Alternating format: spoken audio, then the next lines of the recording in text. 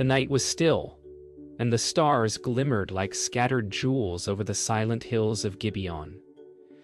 The young king wandered through his tented court, his robe rushing against the sand as his thoughts stirred like restless winds. The weight of the crown pressed heavily upon his brow, not because it gleamed with gold, but because it bore the burden of leading a nation chosen by the Almighty. All around him lay sleeping soldiers and servants, yet within his heart, a tremor of uncertainty echoed. He had inherited a throne, a temple to build, a people to guide.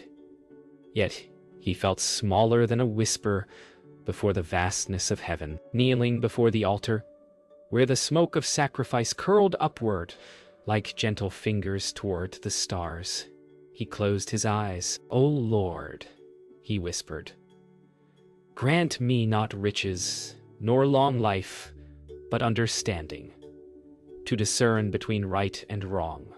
His voice melted into the night, carried away by the breath of the desert wind, as the stars above seemed to draw nearer, listening. Or to Shani Dacie. The night deepened into silence so thick that even the owls ceased their calls. Solomon's heart, though wrapped in calm, trembled with wonder. He lay down near the altar, his head resting on a folded cloak, and drifted into sleep. Yet it was not a common sleep. It was a dream that glowed brighter than the waking world. A golden radiance enveloped him, and within it came a voice, deep and tender as a river. "Ask what I shall give you," it said, resonating through his soul. Solomon bowed within the dream, awed by the presence that felt like sunlight filling his being. "O Lord my God," he answered softly, "you have made your servant king in my father's place, but I am but a child in wisdom. Give me an understanding heart that I may judge your people with truth." The brilliance grew stronger, warm and endless, and then like a whisper through light came the answer. "Because you have asked for wisdom and not riches or fame, I will make your heart wise beyond any before or after you." The dream's light began to pulse softly, and Solomon felt his heart expand with peace. He could see, as if through the eyes of wisdom, the faces of his people. Farmers sowing seed, mothers cradling infants, judges weighing disputes. He saw the temple yet to be built, its pillars rising like prayers carved in stone. Every vision shimmered with divine promise. The voice spoke again, firm and filled with love. "I will also give you what you did not ask for, riches and honor. And if you walk in my ways, your days shall be long." The words wrapped around him like a mantle of light, and as he bowed, tears filled his eyes. It was not power he felt. It was purpose. When the dream faded, the dawn had already brushed the desert in pale rose and gold. Solomon opened his eyes, his heart beating with a new rhythm, the heartbeat of wisdom itself. As dawn unfolded, Solomon rose from his rest, still wrapped in the silence of revelation. The camp stirred awake, guards stretching, servants lighting fires, and the smell of baked bread drifting through the morning air. Yet everything seemed changed. Every sound brighter, every color more alive. Solomon stood by the altar again, now touched by sunlight, and lifted his hands. "Blessed be the Lord," he said quietly, "who gives wisdom to those who seek him." He called for his attendants and offered sacrifices of thanksgiving, 1,000 burnt offerings rising in fragrant clouds. The people gathered, watching their young king with reverent eyes.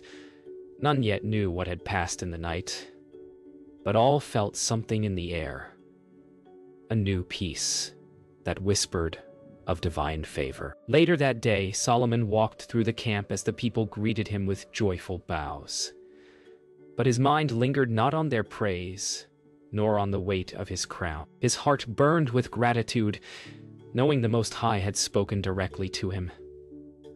The world seemed clearer. The desert winds whispered counsel. The light on the sand shimmered with meaning. As he mounted his horse to return to Jerusalem, he looked once more toward the altar of Gibeon.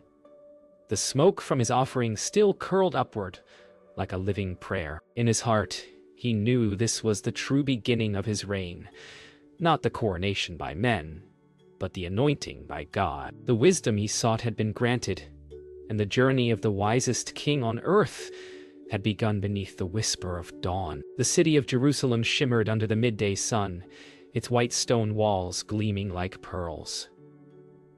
Solomon entered through the great gate, greeted by cheers from the people. Yet within him there was no pride, only a quiet certainty. He walked through the bustling streets, where merchants called out their wares and children played near fountains, and his mind was filled with the echo of that divine voice. As he reached his palace, he saw his father's old throne, a magnificent seat of carved ivory and gold. It seemed to glow softly, as though awaiting the one whom heaven had chosen. When Solomon sat upon it, the court grew silent. His eyes swept over the crowd, and he felt a new clarity, a sight beyond sight. He saw hearts, not faces, motives, not words. In that moment, wisdom began to speak through him like a living river, gentle yet unyielding. That evening, Solomon sat beneath the palace colonnade, listening to the murmurs of his advisors. They spoke of alliances, trade, and wealth, but Solomon's thoughts dwelled on justice and truth. A messenger approached and bowed low. "My lord," he said, "two women stand outside the gates, pleading for an audience. They quarrel fiercely over a single child." Solomon rose at once, his gaze turned thoughtful, and he nodded. "Bring them before me," he said. His attendants hesitated, for such disputes were common and beneath a king's time. But Solomon's heart stirred. "Even in small matters," he said softly, "the truth must be seen." He turned toward the throne once more, unaware that the wisdom gifted in the night would soon be tested before all Jerusalem. The two women entered, both trembling. One held a swaddled infant close to her chest. The other's eyes were red with tears. Each cried out, "The living child is mine." The hall fell silent. Solomon regarded them gently, his gaze calm as the dawn. "Bring the child before me," he said. The nurse obeyed, and the baby's soft cry echoed through the hall. Then Solomon spoke words that froze every heart. "Bring me a sword." The guards exchanged uncertain glances but obeyed. "Divide the child in two," said the king, "and give half to each woman." A murmur of horror rippled through the court. Then one woman cried out, "No, my lord, give her the child. Only spare its life." The other stood silent. Solomon raised his hand and the hall stilled. "Give the living child to her who begged for its life," he said. "She is the true mother." And wisdom, once whispered in a dream, now thundered before the people. The silence broke into cries of wonder. The mother who had pleaded for her child fell to her knees, clutching the infant to her heart, tears glistening like jewels. Solomon looked upon her with kindness. "Go in peace," he said, "for truth is never hidden from the eyes of the Lord." The crowd bowed low, murmuring, "The wisdom of God is in him." From that day forward, the name of Solomon spread through all Israel and beyond its Solomon's borders. Kings would one day travel from afar to test his understanding, yet none could fathom how such deep wisdom came from such a gentle spirit. But Solomon knew. The secret was prayer, not power. That night, Jerusalem was quiet. The stars returned, watching as they had in Gibeon. Solomon stood alone on the palace terrace, looking over the sleeping city. The wind brushed through olive trees, carrying whispers of praise from the people below. He smiled, but not with pride, with gratitude. "You have kept your promise, Lord," he murmured. "Let your wisdom guide me all my days." The stars shimmered brighter, as though answering. And once more, the same stillness filled the air. The peace of one who walks in harmony with heaven. The city of David slept under the wings of divine wisdom, and its young king gazed upward, knowing that true greatness was found not in glory, but in understanding. Years passed and peace flourished under Solomon's reign. The land blossomed like a garden after rain, fields golden with wheat, cities filled with laughter, and justice flowing like rivers. Yet, in the quiet of his heart, Solomon remembered his father's dream: to build a house for the Lord. Now the time had come. Standing upon Mount Moriah, he gazed over the rising sun, where the air shimmered with promise. "Here," he said softly, "the dwelling of God shall stand." He summoned craftsmen from every corner of the land, stone cutters from the hills, cedar from Lebanon, and gold from Ophir. The sound of chisels and hammers soon filled the valley like music. Day after day, the temple began to rise, a crown of light on the mountain, a reflection of heaven upon earth. The days stretched into years, and the temple's walls climbed toward the sky. The scent of cedar and incense drifted across Jerusalem as workers labored in reverent silence, for Solomon had decreed that no hammer or chisel would sound within the sacred inner court. Stones were shaped far away, then brought to fit perfectly into place, as if guided by unseen hands. At twilight, Solomon often walked among the builders, his robe brushing the dust, his eyes filled with wonder. He spoke softly to them, saying, "Each stone you place is a prayer, each beam you lift is a song of praise." And as the golden sunset bathed the half-finished temple, its light seemed to echo the fire of the altar at Gibeon long ago. At last, after 7 years, the temple stood complete, a masterpiece of devotion and beauty. Its walls shimmered with gold, its floors paved with fine marble, its doors carved with cherubim and palms. When the sun struck its surface, the city below seemed to glow with divine light.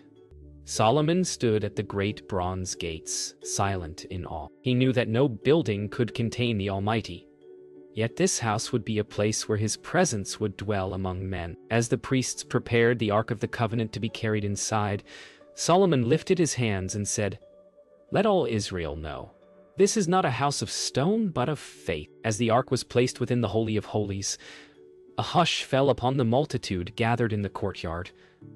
Solomon stepped forward and knelt, spreading his hands toward heaven. "O Lord God of Israel," he prayed, "there is no God like you in heaven or on earth. May your eyes be open toward this house day and night. Hear the prayers of your servants when they call to you." His voice trembled, and tears fell upon the marble floor. Then, as if the heavens themselves bent low, a cloud of radiant light descended upon the temple. The priests fell on their faces, unable to stand. Fire from heaven touched the altar, consuming the offerings. And the people cried out, "The Lord, He is God!" When the light faded, only peace remained. The people sang and danced in the courtyards, rejoicing in the glory of the Lord.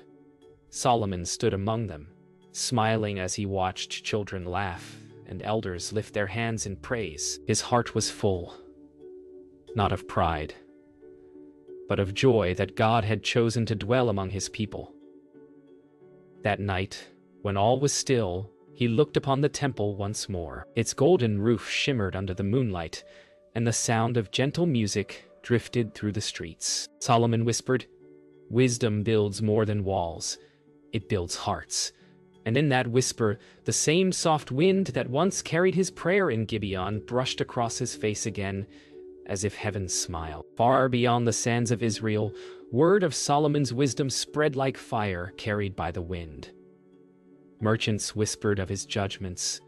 Sailors spoke of his songs. Kings marveled at his peace. And in the distant land of Sheba, a queen of great wealth and curiosity Listen, she was wise in her own right, yet she wondered, can any man be so full of understanding? Determined to see for herself, she gathered a caravan of camels laden with gold, spices, and precious stones. Across deserts and valleys they traveled, banners fluttering like flames in the sun. Weeks passed before her. Convoy crested the hills of Jerusalem, where the temple gleamed like a jewel. The Queen of Sheba gazed upon it, her heart stirred with wonder. Surely, she murmured, the wisdom of this king is not of men, but of God. When the queen entered Solomon's court, she was met not with pomp, but with peace. The throne hall was bright with morning light, filled with fragrance from burning incense. Solomon rose to greet her, his robe flowing like white flame. "Welcome, Queen of Sheba," he said warmly. "You have come seeking answers. Ask freely." She smiled, testing him with riddles and questions about the heavens, the nature of justice, the mysteries of life. Solomon listened, his eyes calm and kind, and answered each one with wisdom that seemed to come from the breath of God himself. As she listened, her confidence softened into awe. Never had she heard such depth, such truth, spoken with such humility. The queen stayed many days in Jerusalem, walking through gardens, courts, and the temple itself. Each step revealed harmony. Justice in the courts, music in the streets, and laughter in the markets. She saw how Solomon's servants stood with dignity, how his people lived in peace. "Happy are your men," she told him one afternoon beneath an olive tree, "for they stand always before wisdom." Solomon smiled gently. "The fear of the Lord is the beginning of wisdom," he said. "What we build by his hand." The queen looked toward the shining temple and felt her heart swell with reverence. In that moment she understood that Solomon's greatness was not born of kingship, but of obedience. When the day of her departure came, the queen gathered her gifts before Solomon, gold, spices, and jewels brighter than the sun. Yet when she stood before him, her eyes shone with tears instead of pride. "I came to test your wisdom," she said, "but your words and your deeds are greater than all I heard. Blessed be the Lord your God, who delights in you." Solomon bowed humbly. "Wisdom is not mine," he replied. "It belongs to the one who gives it." The queen nodded, her heart full of peace, and for the first time she bowed, not to a king, but to the wisdom that flowed through him. The courtiers watched in silence, knowing they were witnessing the meeting of two souls touched by heaven. The queen's caravan departed through the golden gates, winding once more into the desert. Solomon stood upon the palace terrace, watching her banners fade into the horizon. The sun dipped low, casting long shadows across the city he ruled. Behind him, the temple gleamed with the fading fire of dusk. He thought of the journey that had begun years ago with a whispered prayer in Gibeon, and smiled. The world sought his wisdom, but only he knew the secret. That wisdom was not learned, but given. As the first stars appeared, he whispered again the words that had changed his life. "Give your servant an understanding heart."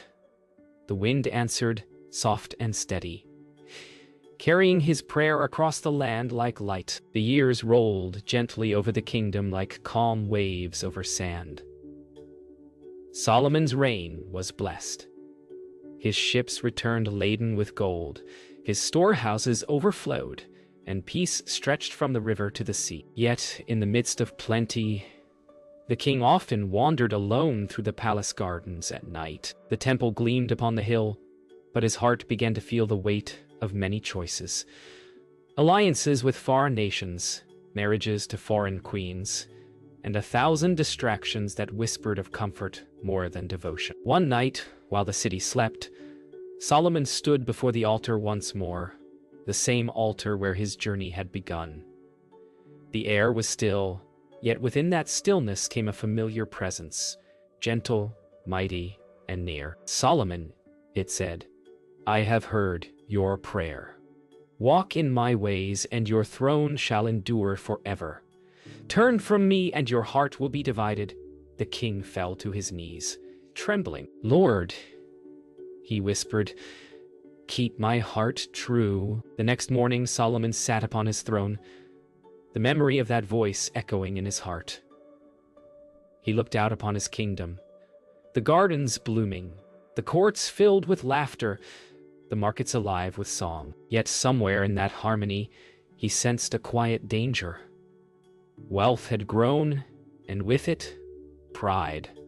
The people trusted more in prosperity than in prayer. Solomon's brow furrowed as he whispered to his steward, "Prepare a feast for the people. But let them remember the Lord who gives and takes away." Trumpets sounded, and the city gathered. Amidst joy and music, Solomon stood before them and lifted his hands. "Rejoice," he called, "but forget not wisdom, for the fear of the Lord is the beginning of all understanding." His words rang through the courtyards like bells of gold. As years passed, Solomon's heart grew divided. His love for peace drew him to alliances. His love for beauty drew him to many wives who brought with them their own gods. Slowly, the songs of Israel mingled with strange music. The incense of foreign idols rose from hilltops near Jerusalem, and the people began to forget. Yet, one evening, as Solomon sat alone in his chamber, a harp resting on his knee, he strummed a single note and felt tears fill his eyes. "Have I grown wise?" he whispered, "or only proud?" The wind drifted through the window, carrying the faint scent of cedar from the temple. His heart ached with memory of the prayer he once spoke in Gibeon, of the voice that had answered from light. He bowed his head and prayed again. "Lord, teach me once more to discern between good and evil." That night, the voice came again, not in thunder or fire, but in sorrowful quiet.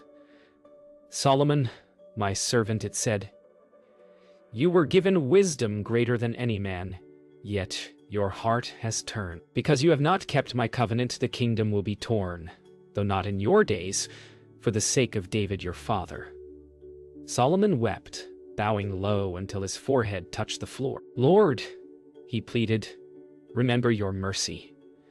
The voice faded, leaving behind a silence deeper than the desert itself. In that stillness, Solomon understood. Wisdom without obedience is like a lamp without oil. It burns for a while, then fades into darkness. The next morning, the king stood again upon the palace terrace.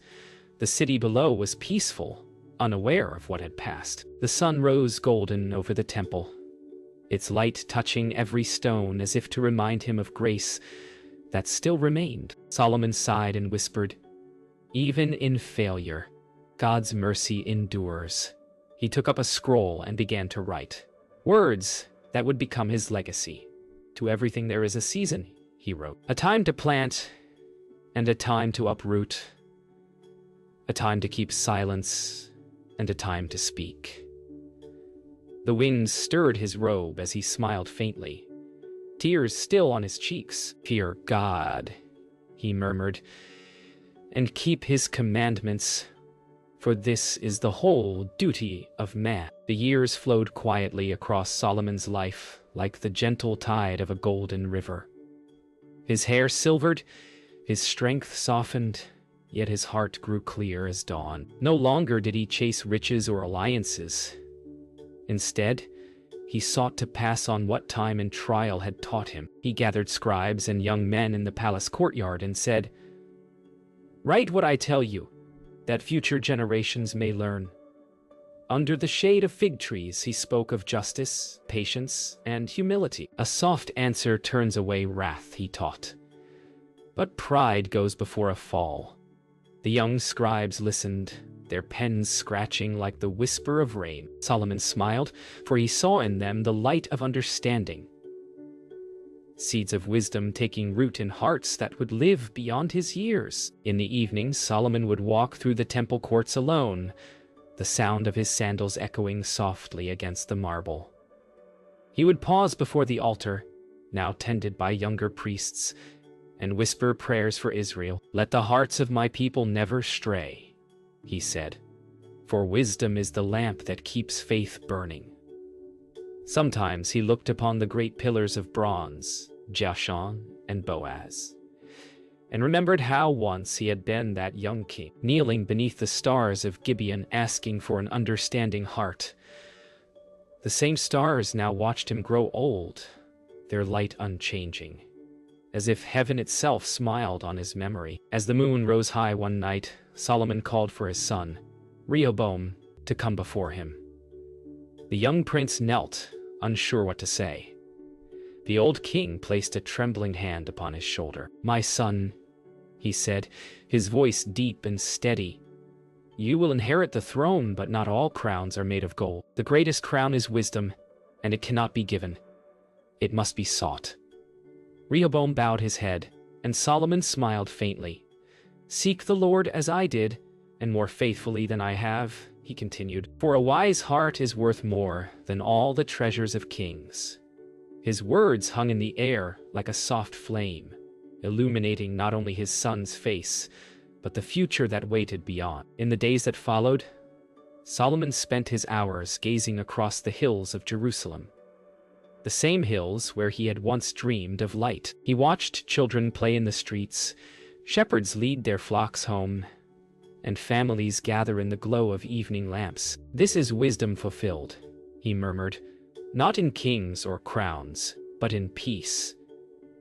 His scribes brought him the last of his writings, proverbs, songs, and the words of Ecclesiastes. Solomon read the lines and smiled. Let all who read remember, fear God and keep his commandments. The wind rose softly through the olive trees, turning their leaves to silver. The world was quiet, but within that quiet, the voice of wisdom lingered. One quiet evening, as the stars bloomed over Jerusalem, Solomon rested in his chamber, the soft music of harps echoing through the halls. He closed his eyes, and his lips moved in one final prayer. O Lord, you gave your servant wisdom, and I have seen the beauty and sorrow of it. Let my soul rest in your peace, for you alone are wise forever. The lamp beside him flickered gently and went out. Yet in the heavens above, the stars burned brighter, as though welcoming the soul of the wisest king. The city slept, and the temple glowed softly through the night, its golden roof reflecting the eternal promise of God's presence.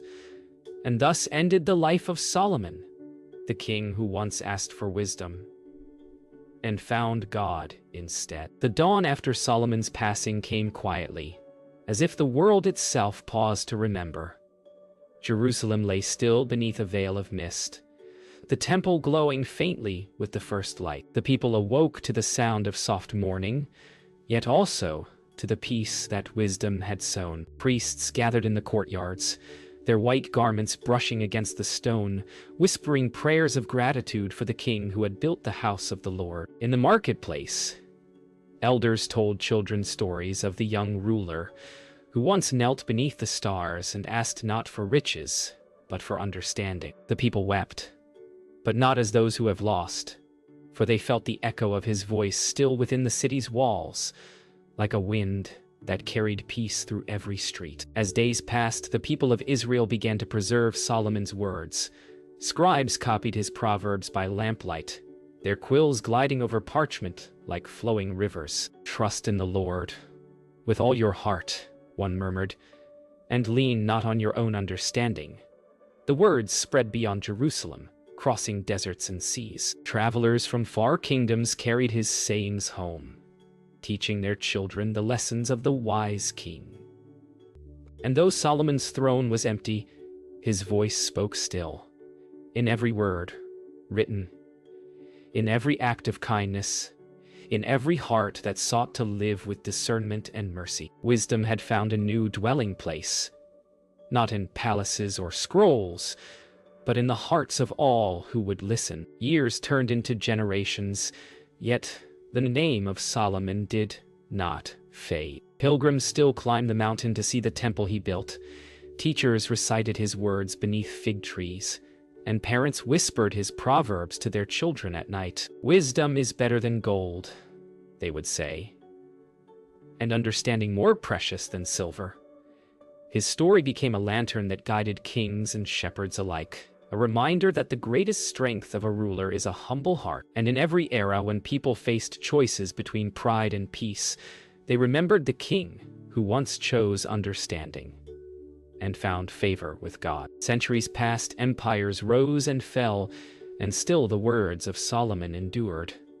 In far lands, scholars quoted his wisdom. In quiet chapels, priests sang his songs. His temple might crumble, but his wisdom lived beyond stone and gold. It whispered through the pages of sacred texts, through the hearts of those who prayed for discernment, and through the quiet lives of those who chose peace over power. Wisdom cries out in the streets, his words declared, and blessed is the one who listens. Even the stars that once shone over Gibeon seem to echo the same truth, that those who seek understanding draw nearer to the heart of God. And so the story of Solomon, the king who asked for wisdom, lives on, not as a tale of glory, but as a song of humility. For in every heart that kneels to ask, Lord, give me understanding, his prayer is reborn. The same stars that once heard his whisper still shine above every seeker of truth. Wisdom, like light, never dies. It travels through generations, guiding those who listen. As the final light of sunset fades behind the hills of Jerusalem, a soft wind rises, carrying one eternal truth across time and sky. True wisdom begins not with knowing, but with kneeling.